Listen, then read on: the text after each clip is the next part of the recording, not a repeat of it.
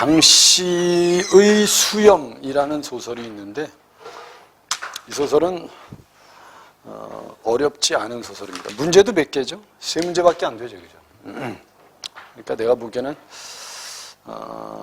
출제 가능성은 좀 떨어집니다. 이 최일남의 소설 중에서 원래 예전에 수능시험에 나온 소설 중에 하나가 흐르는 북이라는 소설이었어요. 이게 이제 할아버지가 북을 치면서 약간 방탕한 생활을 한 거야. 알았죠? 그래서 아들이 그 할아버지를 싫어해. 근데 손자는 그 할아버지의 북치는 그 예술을 지향하는 그 태도를 계승하려고 합니다. 알았죠? 그래서 이 북 때문에 갈등이 생기고, 알았죠? 북 때문에 갈등이 고조되는 이런 소설입니다. 근데 최일남의 장씨의 수염은 이거 내가 보기엔 출제 가능성은 그렇게 높지 않습니다. 내용을 보면 여러분들 뭐 이렇게 요약할 것도 없습니다, 사실은. 앞부분 줄거리에 보면 뭐라고 되어 있어요? 20년 넘게 근무하던 신문사에 실직하던 설부장은 세무 천호세. 평소에 거들떠보지도 않던 동네 포장마차에 들릅니다. 이 설부장이라는 사람은 20년 동안 신문사에서 일한 사람이에요. 신문사에서. 이 사람은 평범한 서민들이 다니는 포장마차는 거들떠보지도 않은 사람이야. 그러면 어떻게 보면 야, 포장마차에 대해서 거들떠보지도 않았다는 건 서민들의 삶에 대해서 신문사인데 이 뜻이야. 관심이 없었다, 이 사람. 근데 밑에 포장마차에 누구 만났니, 이제? 공사판 미장 일을 하는 장씨를 만난 거예요. 이 미장이라는 게 여러분들 뭐냐면 이제 우리 공사판에서 대부분 이제 흑손 같은 거 가지고 벽에 이제 시멘트 같은 거 이렇게 바르는 사람이거든. 근데 이 장씨를 알게 됩니다. 그래서 이 장씨를 만나는데 장씨는 동그라미 쳐나. 장씨는 동그라미. 이 두 사람이 만난 곳이 이제 어디냐면 포장마차예요. 이 포장마차라면 여러분들 어떻게 보면 누가 가는 곳이니? 서민들이 가는 곳이야, 서민들이. 알았죠?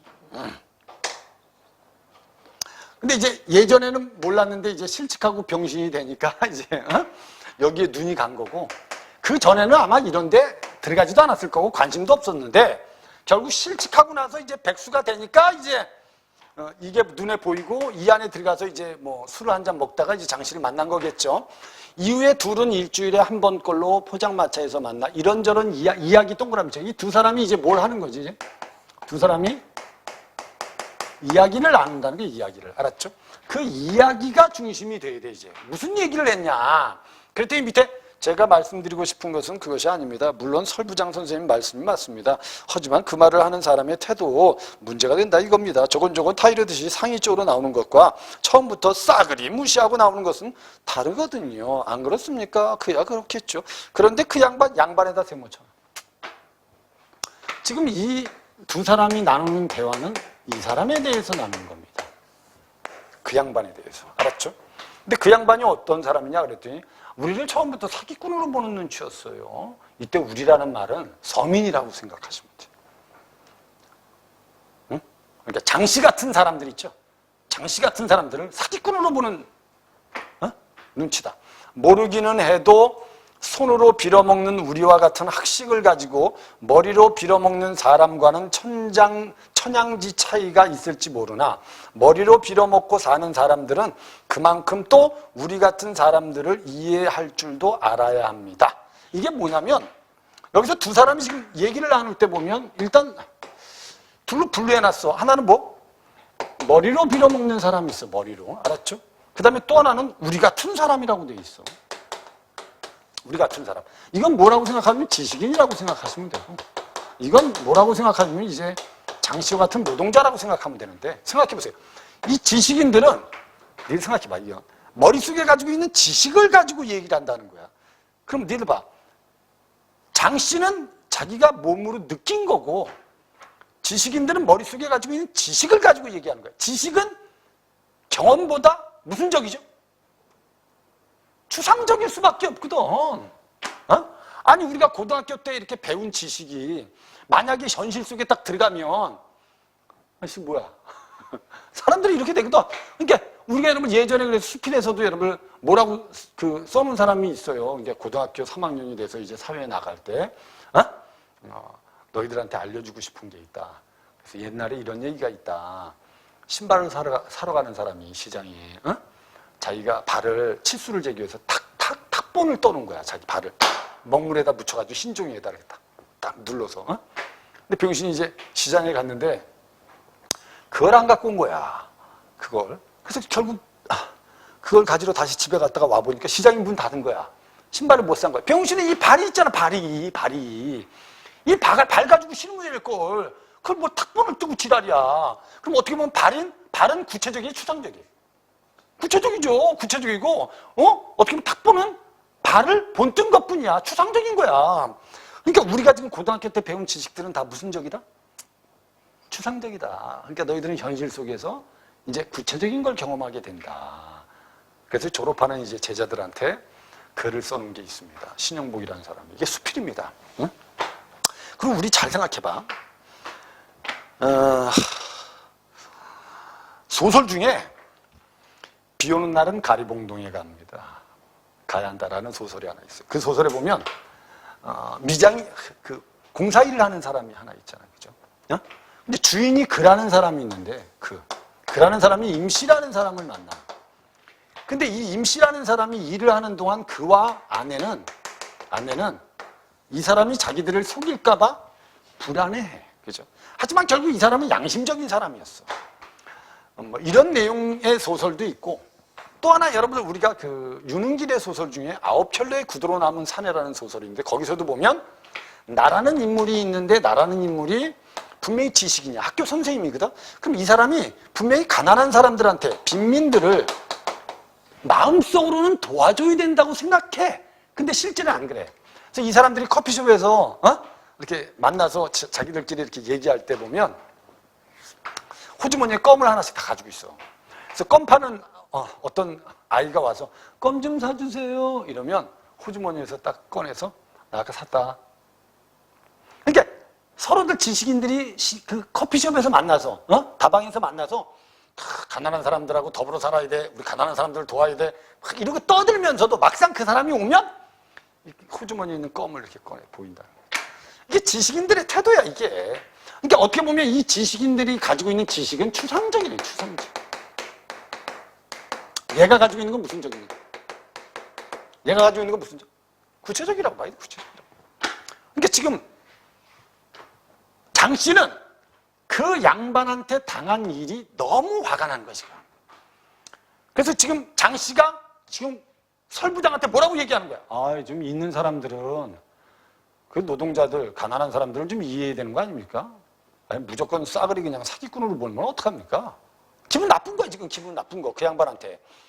그 밑에 뭐라고 써놨어요? 안 그렇더라 이 말입니까? 물론이지요. 어쨌는지 아세요? 어쨌는데요. 설부장은 시답지 않게 되물었습니다.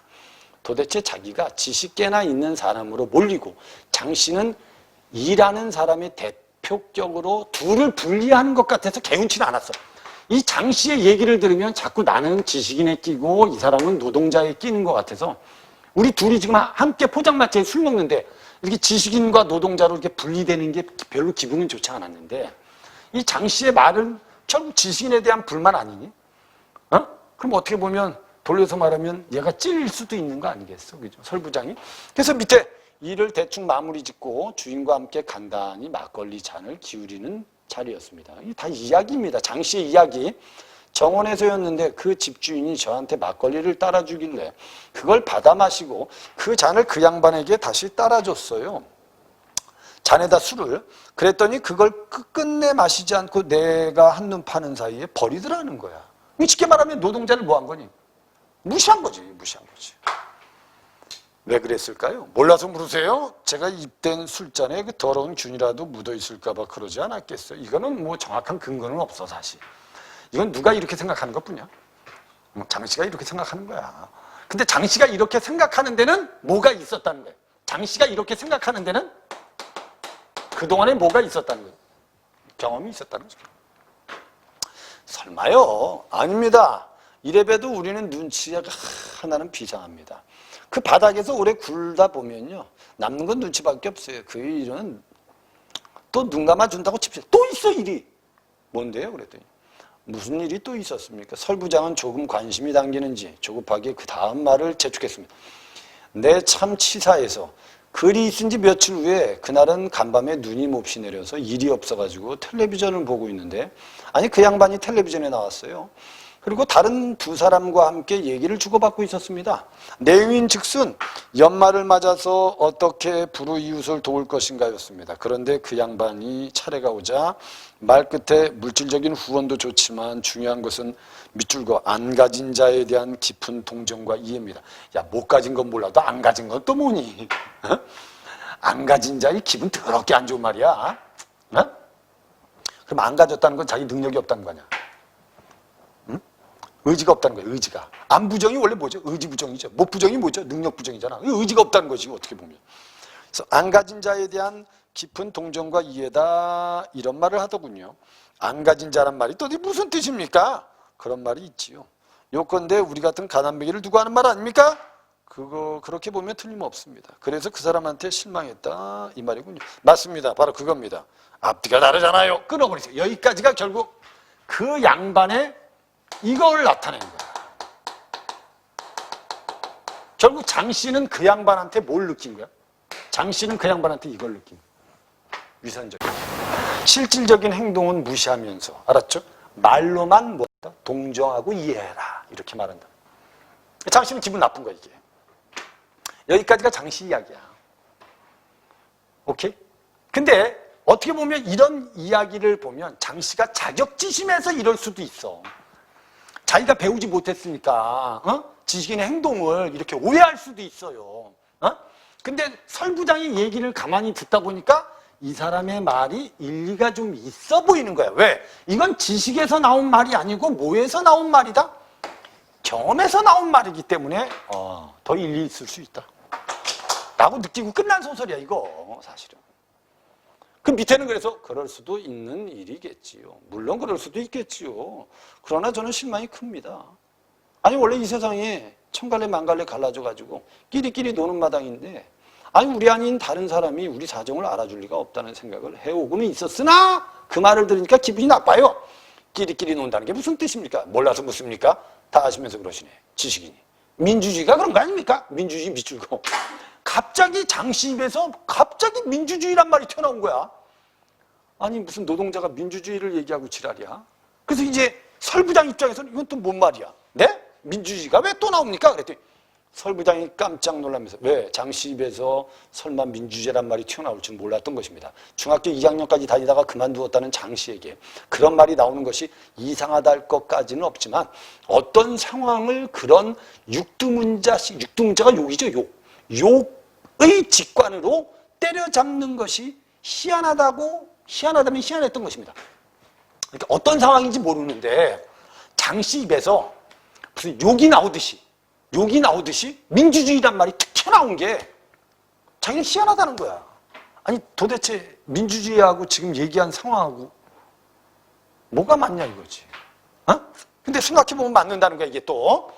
왜 놀라십니까? 무식쟁이가 그런 말 하니까 놀랐습니까? 그게 아니라 놀라실 만도 하겠죠. 하지만 우리도 세상 돌아가는 이치는 눈으로 몸으로 때려잡는 데는 어느 정도 도가 섰습니다. 얘네들은 몸으로 느끼는 거야. 학식 있는 사람들처럼 조리 있게 또는 조리 있고 깊게 깨우치지는 못해도 우리들의 그런 눈치가 대강은 들어맞거든요.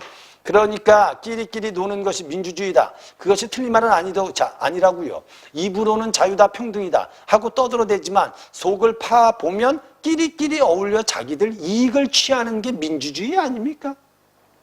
그러니까 민주주의가 원래는 다수결 아닙니까? 그죠? 오케이? 그러니까 끼리끼리 자기들 이익 취하는 거 아니냐. 그렇게 편을 갈라서 볼 필요가 있을까요? 꼬치꼬치 묻지 마세요. 이론적으로 설명할 수는 없어요. 제 눈으로 그렇게 보입니다. 놀랐습니다. 비웃지 마십시오. 비웃는 거 아닙니다.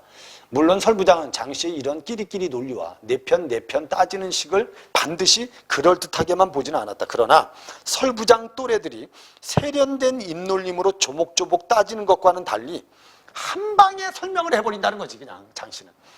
그래서 몸으로 세상 푼수를 알아내는 장씨의 논리도 결코 무시할 수는 없다고 생각이 들었어요. 장씨의 잘 닦인 눈은 특히 자기 주변의 생활이나 사람들을 가려내고 감별해내는 데 있어서 특출한 바가 있었습니다. 끊어버리세요. 여기까지는 이제 장씨의 논리를 듣고 나서 이 설부장은 결국 이 장씨의 논리를 인정하기 시작합니다. 인정하기 시작한다는 건 이 설부장도 이 지식인들을 무슨적으로 본다는 걸 알 수 있어요. 부정적으로 본다는 걸 알 수 있습니다. 이해됐죠? 그리고 밑에 또 하나 일화가 나온 겁니다. 그냥 그 일화를 왜 제시한 거냐면 이 글은 그래서 장씨가 들려주는 그냥 일화 형식으로 돼 있어요. 자기가 경험한 이야기. 알았죠? 그걸 통해서 결국 설부장은 점점점 장씨에게 호감을 갖고 장씨의 논리를 인정해 가기 시작하는 겁니다. 이걸 돌려서 말하면 그 정도로 지식인들이 장씨보다 논리적이지 못하다예요. 가령 어떤 때인가 장씨는 왔다 집 주모의 나이가 대충 몇 살인지 알아맞히는 내기를 하자고 제 일로 왔습니다. 설부장이 당신은 오래전부터 드나들어서 그 여자의 나이를 아는 모양인데 그러면 내기가 성립 안 되는 거 아니냐고 말하자 자기도 전혀 모르는 일이라고 했습니다. 그리고 설부장은 대강 41바퀴라고 짚었습니다. 그러자 장씨는 빙긋 웃었습니다. 어림없는 소리 마십시오. 잘해봐야 30 많아봐야 35 넘지 않았을 겁니다. 그럴 리가요. 그렇게 젊게는 안 보이는데 설부장은 고개를 갸웃거리자 장씨는 다시 길고 짧은 것은 대봐야 하니까 요 다음 포장마차에 들거든 본인한테 직접 물어보기로 했죠. 그리고 두 사람이 포장마차에 만났을 때 장씨가 여자에게 수작을 걸었습니다. 아주머니 한 가지 물어봐도 되겠어? 말수가 적은 여자는 대답하지 않는 채 고개를 돌려서 눈으로만 무슨 말이냐고 물었습니다. 여기 설 선생하고 내가 아주머니 나이를 가지고 내기를 했습니다. 설 선생은 아주머니 나이가 섭섭하게도 41바퀴라고 했는데 내가 보기에는 아주머니 나이는 아무리 늦잡아도 35 이상으로는 안 보인단 말씀이야. 30 서너 됐을까? 어느 쪽이 맞습니까? 여자는 대답 대신에 빙긋 웃었습니다. 별걸 다 가지고 내기를 한다는 거지요. 좀 멋쩍어 하는 뜻이 반반에 섞인 웃음이었습니다. 아무렴은 어때요? 먹을 만큼 먹었어요. 여자는 두 사람의 대답을 재촉하듯 잠자코 쏘아보기만 하자 마지못해 응수를 해주었습니다. 그리고 결국 사람 감질나게 만드네. 우리에게는 오늘 술값이 걸린 중요한 일이에요. 장씨가 다시 퇴근했습니다. 그랬더니 그러자 여자는 이번에는 웃지도 않고 아무렇게나 던지듯 말했습니다. 장씨의 짐작이 맞아요. 이렇게. 이거는 여러분 그냥 일화야. 그래서 이제 주모의 나이를 누가 더 정확히 맞췄다는 거예요. 장씨가. 뭐로? 경우로. 이 지식인들이 가지고 있는 머릿속에 가지고 있는 지식은 구체적이지 못하다는 거죠. 응? 이런 것조차도 맞히지 못하는. 그래서 밑에 가보시오. 장씨는 조금 우쭐했습니다. 설부장은 돌아보았습니다. 돌아오는 길에 설부장이 당신은 어떤 기준으로 여자의 나이를 맞췄습니까? 그랬더니 척하면 척이죠. 우리 같은 노동자들이요. 늙어 보여요. 이게 다잖아요. 그죠? 그래서 밑에 첩보면 삼천리라고 우리에게는 우리 나름의 눈치와 짐작이 있어요. 일찍부터 험한 일을 해온 사람은 그만큼 걷는다는 것도 기준이 될 수 있죠. 그 눈치라는 것이 지식계나 있는 사람들, 높은 양반들, 노는 동네에서는 들어맞지 않을 때도 있지만 적어도 우리가 우리가 노는 동네에서는 대강 들어맞아요. 그런 것도 없다면 어떻게 이 바닥에서 부대끼고 삽니까? 이제부터 선생님도 좀 배워요. 구체적인 거 자식아. 이런 뜻이란 말이에요. 이 내용이. 그러니까 어떻게 보면 여기서는 이야기를 통해서 그 양반의 위선적인 태도도 비판한 거지만 지식인들이 머릿속에 가지고 있는 이 지식이라는 게 결국 추상적이기 때문에 이 노동자들이 알고 있는 지식과는 차이가 있다는 겁니다. 그럼 어떻게 보면 노동자들의 논리가 지식인들의 논리보다 더 논리적이라는 소리입니다. 그래서 31번이 그 말이에요. 윗글의 인물에 대한 설명으로 적절하지 않은 걸 찾으세요. 장씨는 정황으로 사람을 알아보는 눈치가 설부장이에게는 부족하다고 생각합니다. 그러니까 배우라고 한 거예요. 장씨는 왔다 집 주모의 나이를 알아맞히는 내기를 하자고 설부장에게 제의를 내고 장씨는 자신이 배우지 못한 노동자 계층에서 이유로 집주인으로부터 무시당했다고 생각하고 있고 설부장은 장씨가 밑줄 그어 자신을 지식인으로서 생각해 주는 것에 대해서 만족한다. 틀렸어요. 자신을 지식인으로 취급하는 것에 대해서 약간 개운치 않다고 돼 있어요. 그러니까 이게 결국 이 얘기를 듣다 보면 결국 얘는 지식인, 얘는 노동자. 그래서 둘을 분리하는 게 별로 마음에 들지 않는다고 돼 있거든요. 4번입니다. 설부장은 장씨의 말에 관심을 보이며 장씨가 이야기를 이어나갈 수 있도록 재촉합니다. 32번의 기억의 의미는 뭘까요? 육두문자식 직관으로 때려잡는다는 거 어디에서 나온 겁니까? 그죠? 이 장씨의 말은 어디에서 나온 말이다? 경험에서 우러나온 말입니다. 알았죠? 그럼 그거하고 똑같은 걸 찾으면 됩니다. 이해력이 부족하여 직접적인 피해 경험으로 인해서 이념을 부정하고 있다. 직접적인 피해 경험 때문이다. 그 다음에 밑에 직관적인 통찰력 결여되어 있다. 자신만의 안목을 바탕으로 세상 이치를 짐작하고 있다. 답은 4번이라는 거죠. 2번이라고 하면 안 돼요. 직접적인 피해 경험으로 인해서 이념을 분열한다가 아니고 여기서 말하는 민주주의는 결국 민주주의식이라는 거예요. 이해된 거죠. 끼리끼리 자기들 이익을 취하는 거 아닙니까? 응? 그럼 어떻게 알았습니까? 내 나름대로의 경험을 알았습니다. 라고 하면 4번이 답이 되는 게 맞다. 그 다음에 33번은 다 나오죠. 장씨의 수염 1980년대 도시에서 소외된 서민들의 삶의 애환과 그들의 불만의식을 나타냈다. 밑줄 그어. 서민들의 삶의 애환과 불만의식. 장씨 불만의식이 있어 없어? 있죠. 지식인에 대한 불만의식이 있죠. 지식인들이나 가진 자들이 소외된 서민들에 대해서 취하는 밑줄 그어. 이중적인 모습. 누구야? 그 양반이죠. 그 다음에 특히 이러한 불만의식이나 비판적 시선은 소외감을 느끼는 인물 밑줄. 누구겠어요? 장씨죠. 인물에 의해서 드러납니다. 그리고 그들과 별로 다를 바가 없는 상황이 처한 지식인이 누구겠어요? 설부장이죠. 그들의 삶과 능력을 발견하고 인정하는 과정을 통해서 허울 좋은 지식인들을 비판한 겁니다. 알았죠? 이게 결국 설부장이 노동자들의 말을 인정한다는 것 자체가 지식인들을 부정하는 거하고 똑같은 겁니다. 그럼 1번에 제가 입된 술잔에 뭐 더러운 균이라도 묻어 있을까 봐 그랬을 거라는 장씨의 말에는 지식인들에 대한 불만이 있는 거예요. 지들이 뭐 이렇게 잘났다고 어? 술을 안 먹고 버리고 지랄이야. 뭐 이런. 그 다음에 밑에 2번에 집주인이 앞뒤가 다르다는 장씨의 말에 그럴 수도 있는 일이라고 대답하는 건 설부장이 어느 정도 지식인의 말을 또는 행동을 인정할 수도 있고 그럴 수도 있는 평범한 일이라는 거예요. 사실은 설부장 입장에서는 아니 그럴 수도 있는 일 아닙니까? 꼭 그렇게만 봐야 됩니까? 이런 뜻이란 말이야. 근데 그 뒤에 뭐라고 돼 있어요? 서민들과 별로 다를 바 없는 상황에 처한 지식인의 모습을 여기서 엿볼 수 있다. 이게 아니죠. 여기서 말한 것 앞뒤가 다르다는 장씨의 말에 그럴 수도 있는 일이라는 말은 이해할 수 있는 일, 일어날 수 있는 일이라고 얘기한 것뿐이지 이걸 가지고 서민들과 별로 다를 바 없는 상황에 처한 지식인의 모습 이건 말이 안 되는 거예요. 이해됐죠? 아니 이거는 어떻게 보면 우리가 좀 더 만약에 이렇게 추리를 한다면 장씨가 뭐라고 얘기했어요? 앞뒤가 다르잖아요. 그 이중적이잖아요. 라고 했을 때 설부장이 그럴 수도 있지요. 라고 한 말은 어떻게 보면 지식인들의 행동에 대한 변호라고 봐야 돼요. 이해된 거죠? 그렇게 봐야지 이걸 서민들과 별로 다를 바 없는 상황에 처한 지식인의 모습 이거 말이 안 되는 거야. 응? 그러면 이런 말을 할 때까지는 설부장은 뭐의 입장이 더 가깝다고 봐야 돼? 그래 지식인의 입장에 더 가깝다고 봐야 되는 거야. 근데 이제 얘기가 계속 되다 보니까 설부장이 누구를? 장씨를 점점점 인정하기 시작하는 거지. 자유평등이다. 뭐 떠들어대지만 속을 파보면 끼리끼리 어울리는 거 아닙니까? 장씨의 말에서 지식인의 이중성이 나타난다. 몸으로 세상 분수를 알아내는 장씨의 논리도 결코 무시할 수 없다는 건 설부장이 결국 사람에 대한 장씨의 감별 능력을 인정하기 시작해요.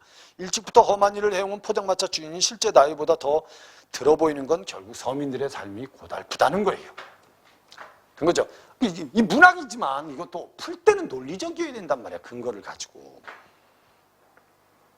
이해됐죠 이제? 오케이.